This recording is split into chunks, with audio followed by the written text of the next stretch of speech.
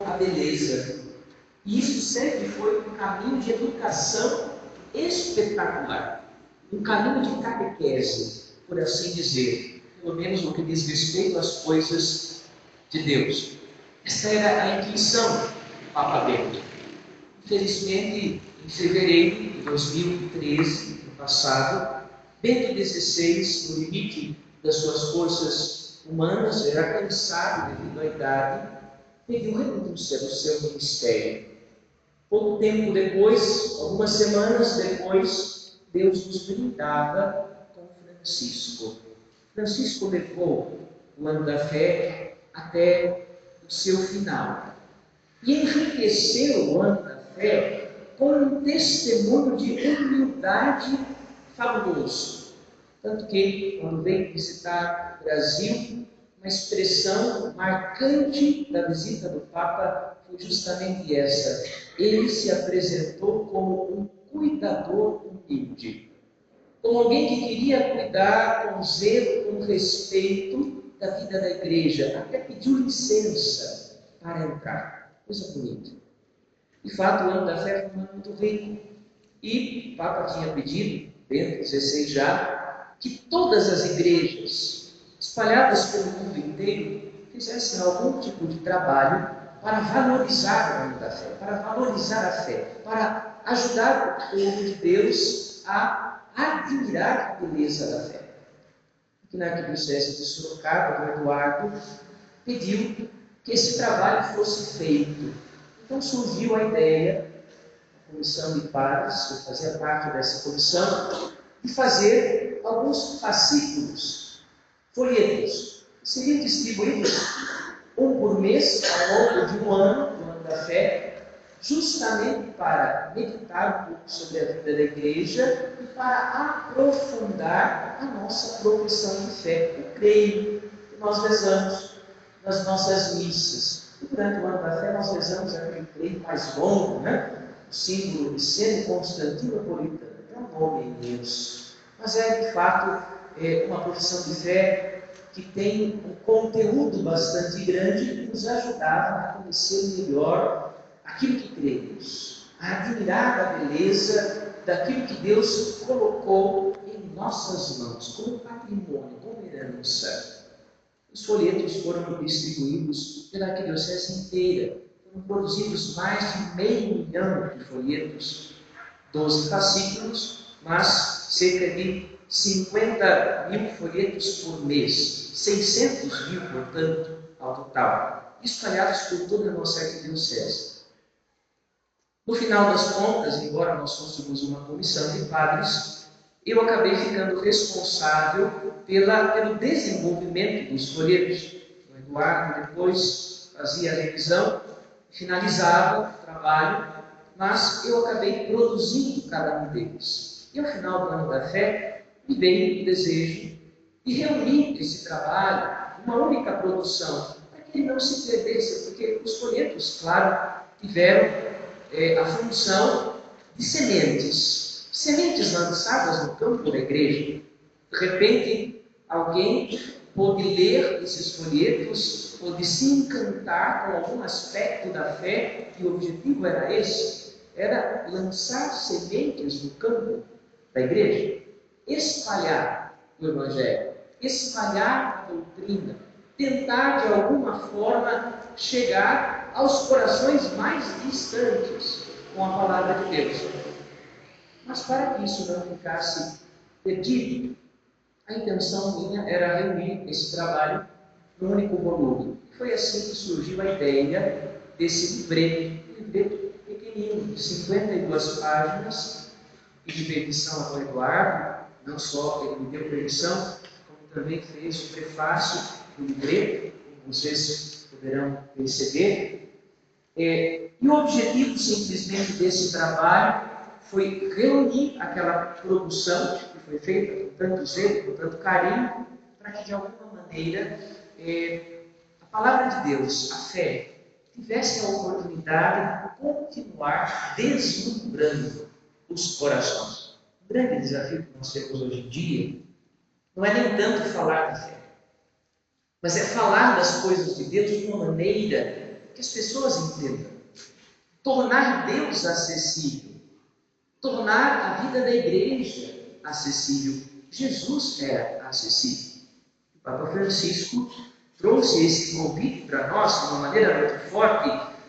Deus não pode ser algo tão difícil que uma criança não seja capaz de abraçar. Porque Jesus não era impossível de ser abraçado por uma criança. Antes, ele vai dizer justamente isso: deixai que as criancinhas venham a mim. Não impeçam que elas cheguem até mim. Portanto, a docilidade, a simplicidade, o cuidado que Jesus manifestava era um cuidado que atraía até as crianças que, evidentemente, não eram capazes de entender conteúdo nenhum de fé, mas eram capazes de guardar o cuidado, o toque, a imagem, o olhar de Jesus. Vejam, a fé, ela nasce no nosso coração de uma maneira muito misteriosa e cada um tem uma experiência de fé. E é importante valorizar isso. Muitas vezes, na vida da igreja, isso não foi valorizado. E ultimamente, cada vez mais, parece-nos que o Espírito Santo tem convidado a igreja a redescobrir isso. Redescobrir que a fé é um movimento que brota do encontro com Jesus e cresce na medida em que nós nos interessamos em conhecer mais. Nos perguntamos: quem é Jesus? O que disse Jesus? O que fez Jesus? Por que ele foi tão importante? Por que as pessoas o seguiam? Por que aqueles 12, depois da paixão, morte e ressurreição, foram aos confins do mundo levar a mensagem de Jesus? Por quê? Este porquê é indispensável para que a semente da fé que brota do encontro cresça e se desenvolva. E nós estamos aprendendo isso. Estamos aprendendo isso devagar, com muita calma. Temos certamente a nossa vida inteira para isso. A igreja já viveu na história 2000 anos. E vamos viver na história da humanidade até o retorno de Cristo, até a parousia, sua segunda vinda. Portanto, muitas gerações ainda virão e colaborarão neste espalhamento do Evangelho, da palavra de Deus. Nós não somos nem os primeiros e não somos os últimos. De repente, é claro, na nossa vida esse encontro ele é importante porque a nossa vida não dura 2000 anos, a nossa vida dura, para os muitos 100 anos. Mas dificilmente alguém ultrapassa esta marca. Bem-aventurados são aqueles que conseguem com saúde ultrapassar essa marca. Mas muitas vezes a nossa vida se restringe a um tempo muito menor do que isso. Portanto, nós somos convidados a aproveitar esse tempo. E é por isso que eu dizia no início dessa reflexão, no início da missa, que uma vida de serviço não dá para ser de serviço do Evangelho, não dá para ser compreendida, senão exatamente assim, a partir daquele que dá sentido para ela. O título do livro é meu. Eu diria, talvez, uma das poucas coisas que são realmente minhas, neste livro, é o título. Não fui eu que confeccionei. E eu queria, acima de tudo, ou acima de qualquer coisa, que o título fosse uma profissão de fé. Isso é algo importante. Porque cada um de nós precisa expressar a sua fé de uma maneira como um carinho que nos identifica e ao mesmo tempo identifica o que ela é. É isso. Quando a gente fala, por exemplo, de Pedro. A fé de Pedro é a fé de Pedro. E não adianta você dizer que a de Paulo é parecida, que a de João é similar. Não existe uma fé genérica. Não existe. A fé, ela tem o formato da nossa vida, como um carimbo divino um carimbo do Espírito Santo através de nós. E eu até, então, expressei isso através deste título. A minha igreja está viva e o sangue de Cristo corre em suas veias. Quando eu falo desta igreja, que sou eu, da qual faço parte, e a quem eu sirvo, e esse aqui é importante, porque ela não é apenas uma instituição, mas como diria o Papa Bento, na encíclica que ele escreveu, Deus é amor, a igreja é Cristo. Nós não cremos num conjunto de ideias, nós não cremos num livro de doutrinas, não cremos num manual, numa receita de bolo, não, nós cremos numa pessoa, e essa pessoa se chama Jesus Cristo, a quem eu sirvo. E a igreja é o seu corpo místico, como ensinou São Paulo, ele é a cabeça, e nós somos os membros. Portanto, a minha igreja está viva e o sangue de Cristo corre em suas veias. Esse título nasceu no meu coração, gestado a partir de uma fala, uma pregação que muitos poderiam considerar insignificante, cotidiana, do Papa Francisco, não é? Porque ele precisou fazer um pequeno discurso para o clero de Roma, os padres e bispos de Roma. E ele disse nesse pequeno discurso, por sinal, é surpreendente isso, que as melhores pérolas de Francisco são as pérolas diárias, das missas que ele celebra todos os dias de manhã cedo, das pregações de 5, 10 minutos que ele faz, e de repente ali ele diz coisas que deixam o mundo embasbacado. Puxa, como é que nós não tínhamos pensado nisso? Ora, e de repente, é exatamente nesses momentos que Francisco e o Espírito Santo nos surpreendem. E ele dizia ao clero de Roma: a igreja nunca esteve tão bem. E ele disse isso num momento extremamente complicado.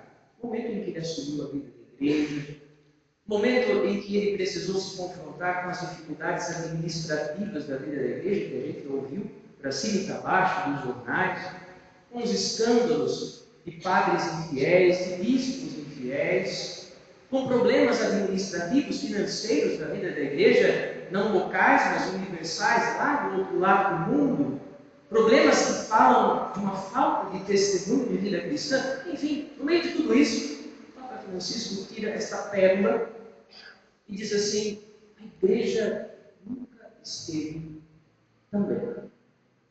E isso me pegou como um gancho no coração, e eu me perguntava: mas, Senhor, como é possível? Como é possível dizer que a igreja nunca esteve tão bem? Será que é verdade mesmo que a igreja nunca esteve tão bem? E ruminando isso ao longo do tempo que havia ainda de ano da fé, e depois durante o tempo em que fui reunindo todo esse trabalho dos 12 fascículos e dando formato para o livro, eu pude perceber que aquilo que Francisco estava dizendo era algo assim. O melhor momento da nossa vida é quando nós entendemos qual o sentido da nossa vida.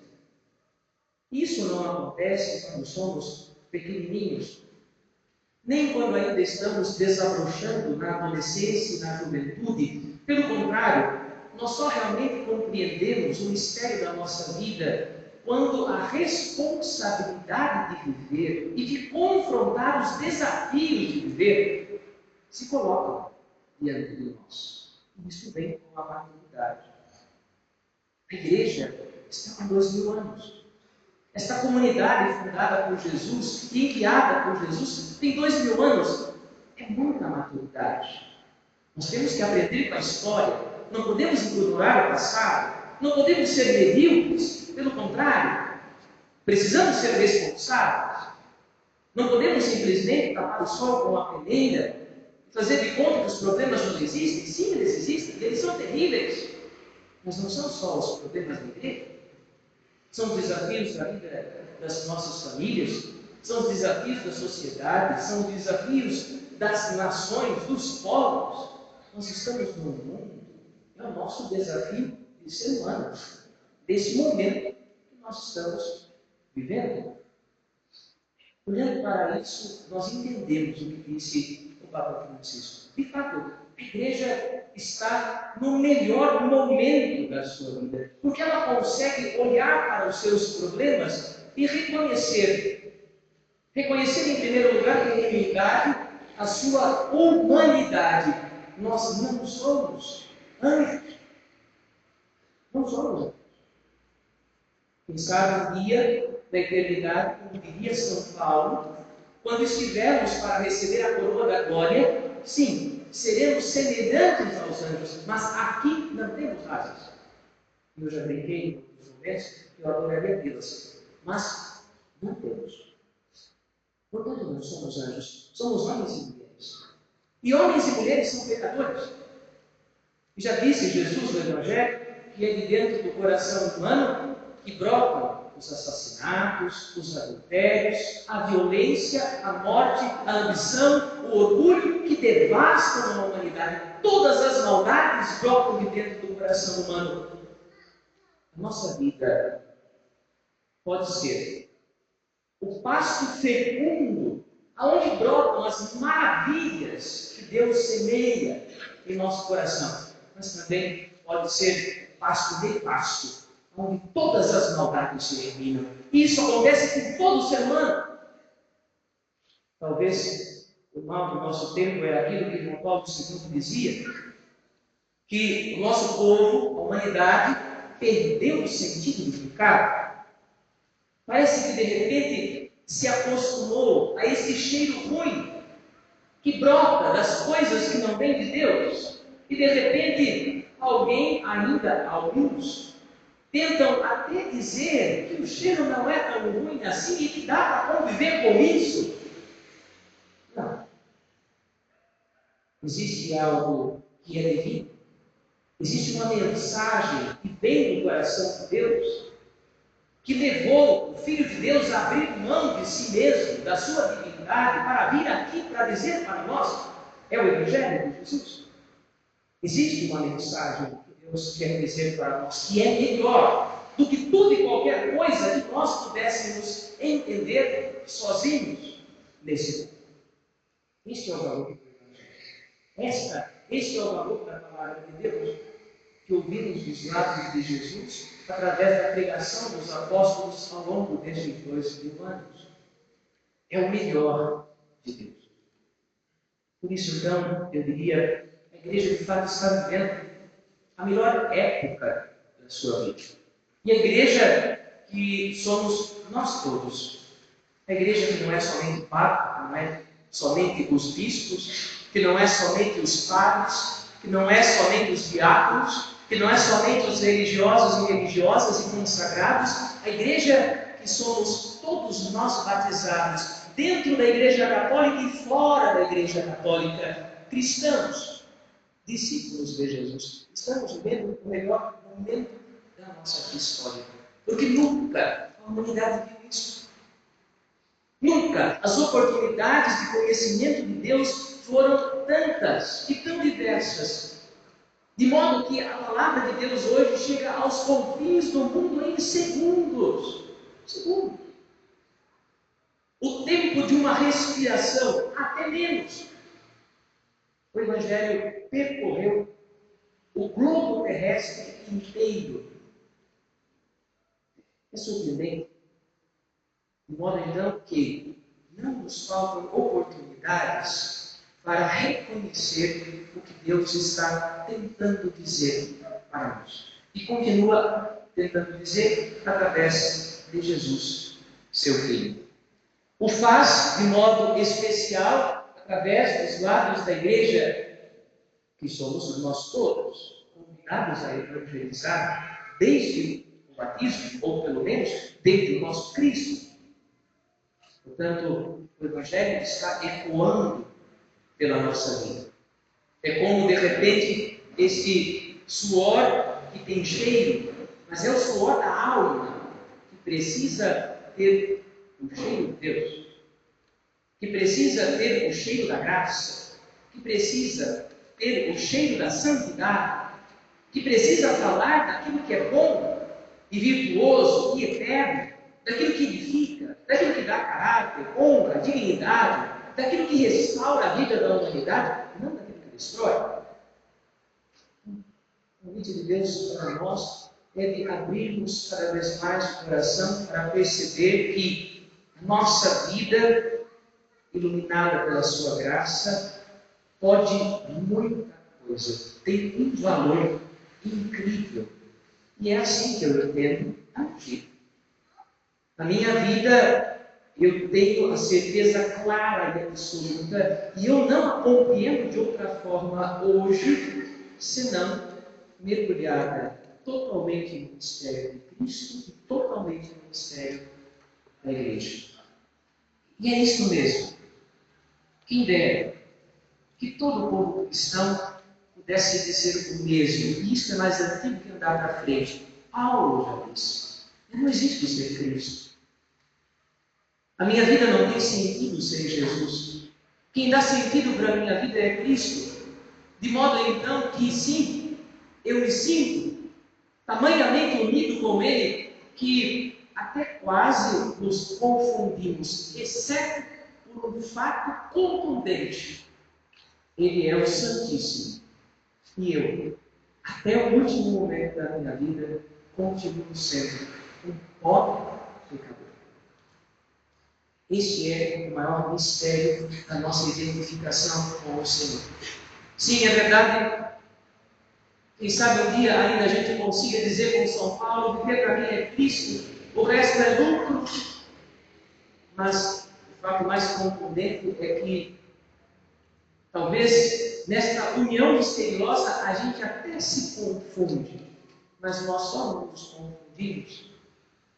Ele não é tudo em nós e nós não somos totalmente mergulhados nele, porque nós continuamos limitados pelo pecado, até o último momento da nossa vida. E que bom! Quem poderia imaginar que Deus usaria do pecado como um caminho para que nós pudéssemos, com humildade, entender o nosso lugar nesse relacionamento com Ele. Esse é o mistério do pecado original. O pecado original é o mistério do ser humano se confundindo com Deus e ocupando o lugar de Deus e esquecendo o seu lugar. O pecado adquiriu uma função no plano de Deus. Deus soube usar o veneno da serpente para nos educar no caminho da salvação. Por isso, então, eu queria, por último, para terminar, e vocês terão a oportunidade de ler o livro para aprofundar tudo isso, que o Papa Francisco é um sinal do Espírito Santo na vida da Igreja hoje. Eu peço constantemente para que Deus dê a ele os anos necessários para que ele possa ajudar a Igreja a entender o seu lugar. Neste momento que é o seu melhor momento, o momento em que ela pode escolher, de fato, seguir a Cristo Jesus, conhecendo a mensagem que Ele trouxe para nós, o seu Evangelho, ou de repente afastando-se do Senhor. Esta é uma escolha possível, triste, mas possível. E há muitos que enveredam por esse caminho, por acharem que de repente a pregação de Jesus se tornou muito difícil, muito pesada e difícil de ser praticada. Alguns preferem simplesmente viver a sua vidinha do seu jeito, à margem do Evangelho. E nós simplesmente podemos dizer: que pena. Tem tudo isso. Que pena. Porque estão se privando da oportunidade de contemplar a beleza do mistério de Deus. Que vocês possam, de modo especial nesta missa, em que eu acredito que estão rezando por mim, também pedir esta graça a vocês. Que cada um de nós possa descobrir qual é que é o seu carimbo, qual é o formato da sua fé. Como é que é esse carimbo? O que nos identifica? Como é que nós nos enxergamos? como igreja. Eu, igreja. Talvez, com esse olhar, nós possamos crescer e amadurecer um pouquinho mais nos caminhos de Deus. Que você possa debulhar estas 52 páginas com esta mensagem de fundo, como um sinal apenas do que Deus está começando a realizar na nossa vida. Amém.